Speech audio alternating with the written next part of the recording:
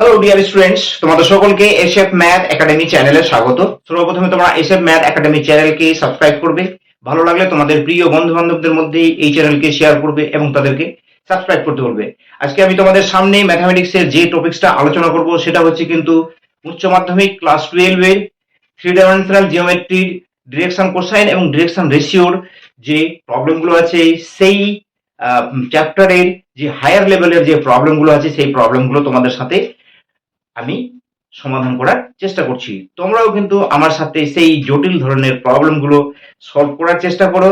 এই প্রবলেমগুলো সাধারণত আইআইটি, জেই মেইনস বা ডাব্লিউবিজেই তে এই প্রশ্নগুলো পড়তে পারে। সেই জন্য এই একটু হায়ার লেভেলের প্রবলেমগুলো তোমাদের সাথে আলোচনা করছি, কারণ এর আগে সহজ ধরনের প্রবলেমগুলো তোমাদের সাথে আলোচনা করছি, একটু কঠিন লেভেলের প্রশ্নগুলো তোমাদের সামনে বর্তমানে আলোচনা করার চেষ্টা করছি। তাহলে তোমরা সবাই দেরি না করে আমার সাথে কিন্তু খাতা কলম নিয়ে রেডি হয়ে যাও এবং আমি যেভাবে প্রবলেমগুলোকে সলভ করার চেষ্টা করছি তোমরাও কিন্তু একই রকম ভাবে সলভ করার চেষ্টা করো। এবং পরীক্ষায় যদি এর থেকেও জটিল কোনো প্রবলেম চলে আসে, যদি তোমাদের অভ্যাস থাকে, তাহলে কিন্তু এই ধরনের প্রবলেমগুলো তোমরা কিন্তু ইজিলি সলভ করে নিতে পারবে। তাহলে come to the points, no drama, no debates, no gossip, only mathematics. Question number 11 দেওয়া আছে, যদি দুটি সরলরেখার দিক কোসাইনগুলি মানে ডিসিগুলি L1 M1 N1 এবং L2 M2 N2 হয়, তবে দেখাও যে সরলরেখাটি উক্ত সরলরেখা দ্বয়ের উভয়ের উপরে লম্ব তার দিক কোসাইনগুলি হবে M1 N2 minus M2 N1, N1 L2 minus N2 L1, N1 M2 L1 M2 minus L2 M1 এর সমানুপাতিক হবে। এই যে এক্সপ্রেশন গুলো পাচ্ছি এইগুলোর সাথে সমানুপাতিক হবে। অ্যাকচুয়ালি আমাদের কি দেওয়া আছে, যে আমাদেরকে দেওয়া আছে দুটো সরলরেখা দেওয়া আছে, দুটো সরলরেখা দুটো আমরা যদি সরলরেখা দুটো যদি এইভাবে ধরে নিই, একটা সরলরেখা হচ্ছে এইটাকে আমরা ধরলাম L1, আরেকটা সরলরেখা আছে এটাকে ধরলাম L1, আরেকটা হচ্ছে L2, এটা হলো L2। এবার L1 এর ডিরেকশন কোসাইন গুলো দেওয়া আছে L1 M1 N1, L1 M1 আর N1, আর এইটার ডিরেকশন কোসাইন দেওয়া আছে L2 M2 আর N2 দেওয়া আছে। এই দুটো সরলরেখা আছে। এবার বলেছে যে দেখাও যে সরলরেখাটি উক্ত সরলরেখা মানে এই যে দুটো সরলরেখা আছে এই দুটোর উপরে লম্ব, সেই সরলরেখা মানে যদি এমন একটা সরলরেখা এইভাবে পাই আমরা, যেটা এই সরলরেখার উপরে লম্ব হবে আবার এই সরলরেখার উপরেও লম্ব হবে, অথবা এদের ছেদবিন্দুগামী যত রকমের একতলীয় সরলরেখা হবে সেই তলের উপরে হবে কিন্তু এই সরলরেখাটা লম্ব।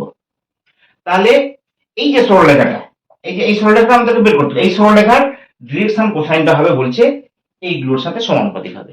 এই আমরা প্রবলেমটা সলভ করার চেষ্টা করছি। প্রথম সরলরেখার ডিরেকশন কোসাইন হচ্ছে L1 M1 N1 এবং দ্বিতীয় সরলরেখার ডিরেকশন কোসাইন হচ্ছে L2 M2 M2। এদের উপর এদের এই সরলরেখা দুটির উপরে মানে উভয় সরলরেখার উপর লম্ব সরলরেখা ডিরেকশন কোসাইন হবে কিন্তু এই যে এক্সপ্রেশন গুলো দেওয়া আছে এই এক্সপ্রেশন গুলোর সাথে সমানুপাতিক। ক্লিয়ার? বুঝতে পারলে? তাহলে আমরা এগিয়ে যাই।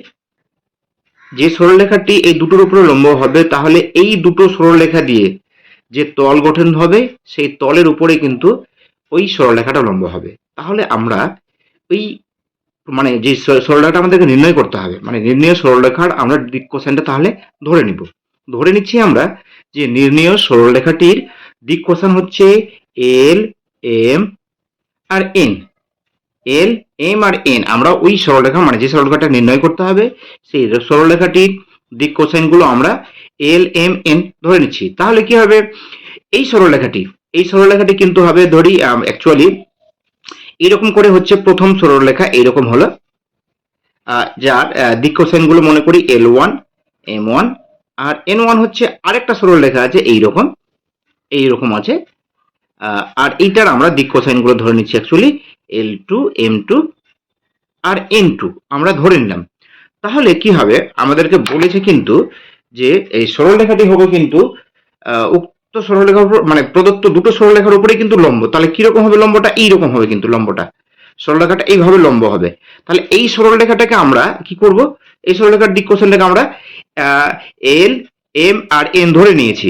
তাহলে কি হবে, এক নম্বর সরলরেখা মানে এই যে সরলরেখাটা নিয়েছে এটাকে ধরে নিচ্ছি আমরা এক নম্বর সরলরেখা, এইটা হচ্ছে এক নম্বর সরলরেখা, এটা হচ্ছে 2 নম্বর সরলরেখা। তাহলে কিন্তু আমরা যে সরলরেখাটা এই যে লম্ব সরলরেখাটা পেলাম, এই সরলরেখাটা কি হবে, এক নম্বর সরলরেখার উপরেও লম্ব হবে, আবার 2 নম্বর সরলরেখার উপরেও লম্ব হবে। এবার দুটো সরলরেখার লম্ব হওয়ার শর্ত আমরা কিন্তু জানি, সেটা হচ্ছে কিন্তু তাহলে কি হবে অ্যাকচুয়ালি, তাহলে হবে কিন্তু L L1 plus M M1 plus N N1 এইটা ইকুয়াল টু 0 হবে। মানে L1 M1 N1 যে সরলরেখার দিক কোসাইন এবং LMN এই সরলরেখার দিক কোসাইন LMN ধরে নিলাম, তাহলে এই দুটো সরলরেখার পরস্পর লম্ব হওয়ার শর্তটা হচ্ছে কিন্তু LL1 plus MM1 plus NN1 equal to 0। এইটাকে আমরা কি করছি, এক নম্বর ধরে নিচ্ছি। নেক্সট এই সরলরেখাটা কিন্তু মানে রিকোয়ার্ড সরলরেখা যেটা, সেটা কিন্তু তাহলে 2 নম্বর সরলরেখার উপরেও লম্ব হবে। আর আমরা জানি 2 নম্বর সরলরেখাটার দিক কোসাইন হচ্ছে কিন্তু L2 M2 আর N2, আর এই সরলরেখার দিক কোসাইনটা হচ্ছে LMN, তাহলে এরাও পরস্পর লম্ব হচ্ছে, তার লম্ব হওয়ার শর্তটা কি হবে, তাহলে তার ক্ষেত্রেও কিন্তু হবে LL2 plus MN2 plus NN2 equal to 0 হবে। এবার নির্ণেয় সরলরেখাটার আমরা তো দিক কোসাইন জানি না, সেটা ধরে নিয়েছি LMN ধরে নিয়েছি। এই LMN এর মানটা আমাদেরকে এই যে দুটো সমীকরণ পেলাম এই দুটো সমীকরণকে সমাধান করে বের করতে হবে। তাহলে ক্রস মাল্টিপ্লিকেশন করে আমরা এই দুটো সমীকরণের সমাধান করে LMN এর মানগুলো আমরা বের করে নিচ্ছি। তাহলে ক্রস মাল্টিপ্লিকেশন করে বের করলে তাহলে কত হবে, আমরা লিখতে পারবো L বাই M বাই আর এদিকে লিখলাম N বাই, এখান থেকে হিসাব করে আমরা লিখে নিচ্ছি।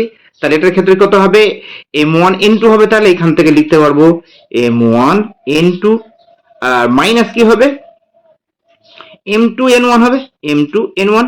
নেক্সট আবার দ্বিতীয়টা যখন করবো তখন এটাকে মাঝেরটাকে বন্ধ করে দিয়েছি, তাহলে কত হবে N1 L2 হবে, N1 L2 minus N2 L1, N2 L1।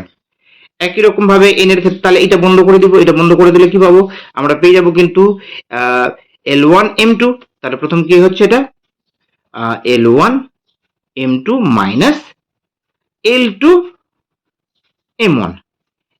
এইটাকে তাহলে আমরা কি দেখতে পেলাম যে LMN এর মানগুলো আমরা এখান থেকে বের করে নিতে পারবো। আমাদেরকে বলেছে কিন্তু এখানে দেওয়া আছে, কি বলেছে যে উক্ত সরলরেখাটি উভয়ের উপর লম্ব, তার দিক কোসাইনগুলো কি হবে M1 N2 M1 N2 M2 N1, এই যে দেওয়া আছে M1 N2 M2 N1 N1 L2 minus N2 L1 এবং L1 M2 minus L2 M1 এর সমানুপাতিক। ইজিলি আমরা দেখতে পাচ্ছি যে যে সরলরেখাটা আমাদেরকে নির্ণয় করতে হবে সেই সরলরেখাটির দিক কোসাইন হবে M1 N2 minus M2 N1 N1 L2 minus N2 L1 L1 M2 minus L2 M1 এর সমানুপাতিক হবে। আমরা এই প্রবলেমটা কিন্তু ইজিলি সলভ করে নিতে পারলাম। এতক্ষণ আমরা ডিরেকশন কোশ্চেন এবং ডিরেকশন রেশিও সম্পর্কিত বিভিন্ন রকমের হায়ার প্রবলেমগুলো সলভ করলাম। তোমরা কিন্তু এসএফ ম্যাথ একাডেমি চ্যানেলকে সাবস্ক্রাইব করতে ভুলবে না, আর যত পারবে তোমাদের প্রিয় বন্ধু বান্ধবদের মধ্যে এই চ্যানেলকে কিন্তু শেয়ার করিও, এবং তারা যদি এই ম্যাথামেটিক্স নিয়ে পড়াশোনা করে তাদের যাতে কোনো রকমের সমস্যা না হয় সেই দিকেও তোমরা খেয়াল রাখিও। তাহলে তোমরা সবাই খুব ভালো থাকো, তোমরা সবাই ভালোভাবে পরীক্ষাগুলো দাও, তোমাদের বইয়ের যত রকমের প্রবলেমগুলো আছে যে যে বই করো একটা বই অন্ততপক্ষে খুব ভালোভাবে প্র্যাকটিস করো, সেই বইয়ের প্রবলেমগুলো সলভ করো। কোথাও যদি আটকে যায় তাহলে তোমরা কিন্তু আমাকে মেল করতে কিন্তু ভুলবে না, তোমাদের মেলের জবাব দেওয়া কিন্তু আমার খুব কর্তব্য হয়ে দাঁড়াবে। তাহলে তোমরা খুব ভালো থাকো। Thank you for watching this video.